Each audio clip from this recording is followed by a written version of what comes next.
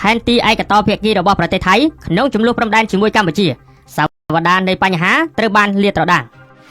អត្ថបទនេះមានបំណងជម្រាបជូនសាធារណជនពីផែនទីឯកតោភាគីរបស់ប្រទេសថៃដែលបានក្លាយជាចំណុចស្នូលដ៏អាស្រូវនិងជាឧបសគ្គរាំងស្ទះដំណោះស្រាយដោយសន្តិវិធីនៃព្រំដែនជាមួយកម្ពុជា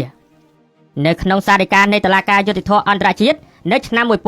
1962បញ្ហាប្រទាញប្រទង់សំខាន់មួយគឺនៅត្រង់ថាតើផែនទីឧបសម្ព័ន្ធទី1ត្រូវបានថៃទទួលស្គាល់ដែរឬយ៉ាងណានៅក្នុងដំណើរការតតាំងក្តីកម្ពុជាពឹងផ្អែកលើផែនទីដែលមានចំណងជើងថាដងរែកគណៈកម្មការកំណត់ព្រំដែនរវាងឥណ្ឌូចិននិងសៀមឬដែលគេហៅថាផែនទីឧបសម្ព័ន្ធទី1កម្ពុជាបានអះអាងថាផែនទីនេះត្រូវបានថៃទទួលស្គាល់ជាលក្ខណៈសន្ធិសញ្ញាដូច្នេះផែនទីនេះមានអំណាចគតិយុត្តចំពោះប្រទេសទាំងពីរសម្រាប់កម្ពុជាខ្សែបន្ទាត់នៅលើផែនទីឧបសម្ព័ន្ធទី1បានក្លាយជាខ្សែព្រំដែនរវាងប្រទេសទាំងពីរតុលាការវិនិច្ឆ័យថានៅក្នុងឆ្នាំ1908 1909ថៃបានទទួលស្គាល់ផែនទីឧបសម្ព័ន្ធទី1ដោយចាត់ទុកជាលទ្ធផលនៃការខ័ណ្ឌសីមាដូច្នេះនេះគឺជាការទទួលស្គាល់ថាខ្សែបន្ទាត់នៅលើផែនទីគឺជាខ្សែបន្ទាត់ព្រំដែនហើយដែលតាមរយៈនេះប្រាសាទព្រះវិហារគឺស្ថិតនៅក្នុងដែនដីរបស់កម្ពុជា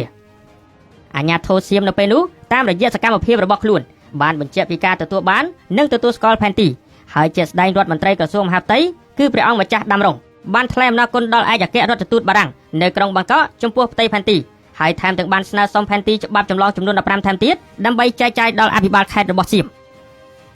ផ្អែកលើការពិចារណាបែបនេះហើយទើបតុលាការយុត្តិធម៌អន្តរជាតិបានចេញសារដីកាកំណត់ថាប្រាសាទព្រះវិហារស្ថិតនៅលើដែនអធិបតេយ្យរបស់កម្ពុជាបន្ទាប់ពីមានសារដីកានៅឆ្នាំ1962ថៃបានដកខ្លួនចេញពីប្រាសាទព្រះវិហារថៃបានដាក់របងលួសដែលខណ្ឌផ្ដាច់តួប្រាសាទពីផែនផ្សេងទៀតនៃពយព្រះវិហារ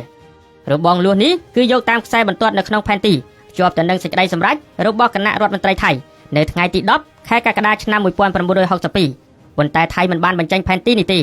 រហូតទាល់តែដល់ពេលតតាំងក្តីនៅឆ្នាំ2011ចាប់តាំងពីឆ្នាំ1962ថៃនៅតែបន្តប្រើប្រាស់ផែនទីឯកតោភាគីរបស់ខ្លួនដើម្បីតតាំងបញ្ហាព្រំដែនជាមួយកម្ពុជាគ្មាននរណាដឹងទេថាតើថៃមានផែនទីឯកតោភាគីបែបនេះចំនួនប៉ុន្មានប៉ុន្តែអ្វីដែលច្បាស់នោះគឺថាផែនទីឯកតោភាគីបែបនេះគ្មានតម្លៃគតិយុត្តអ្វីនោះឡើយហើយក៏គ្មានអំណាចចាប់បង្ខំផ្អែកលើច្បាប់អន្តរជាតិនោះដែរប្រទេសណាក៏អាចគូសផែនទីឯកតោភាគីតាមដែលខ្លួនចង់បានប៉ុន្តែថាតើផែនទីបែបនេះអាចមានការទទួលស្គាល់ជាអន្តរជាតិដើម្បីកំណត់ខណ្ឌសីមានិងបោះបង្គោលព្រំដែនឬអត់នោះគឺជាបញ្ហាមួយដាច់ស្រឡះពីគ្នា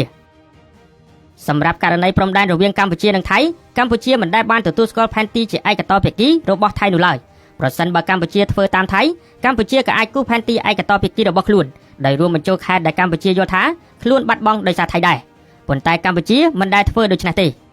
ការទទូចរបស់ថៃក្នុងការប្រើប្រាស់ផែនទីឯកតោភាគីគឺជាឧបសគ្គចម្បងដែលបង្កការរាំងស្ទះដល់ដំណើរការចរចាព្រំដែន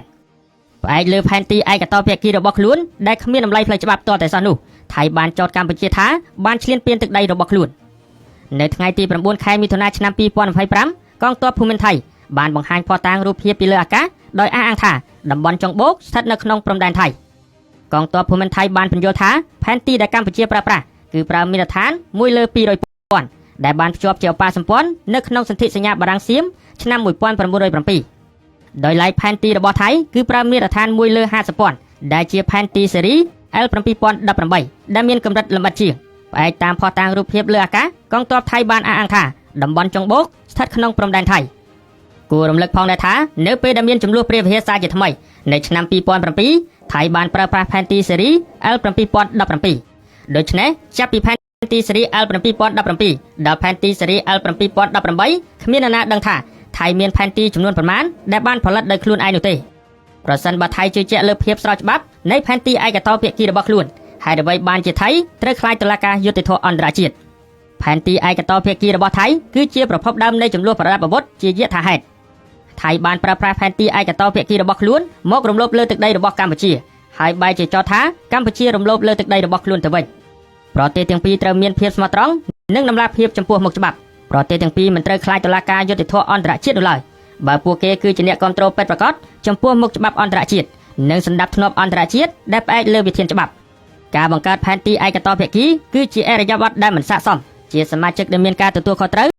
របស់សហគមន៍អន្តរជាតិនោះឡើយជាមួយនឹងផែនទីឯកតោភាគីរបស់ខ្លួនច្បាស់ណាស់ថាថៃពិតជាខ្លាចតុលាការយុត្តិធម៌អន្តរជាតិខ្លាចច្បាប់អន្តរជាតិ និងមានរបៀបរយៈលាក់បាំងនៅក្នុងការរំលោភបំពានទឹកដីរបស់ប្រទេសផ្សេងដោយប្រើប្រាស់អំណាចដោយច័ន្ទគុណធានី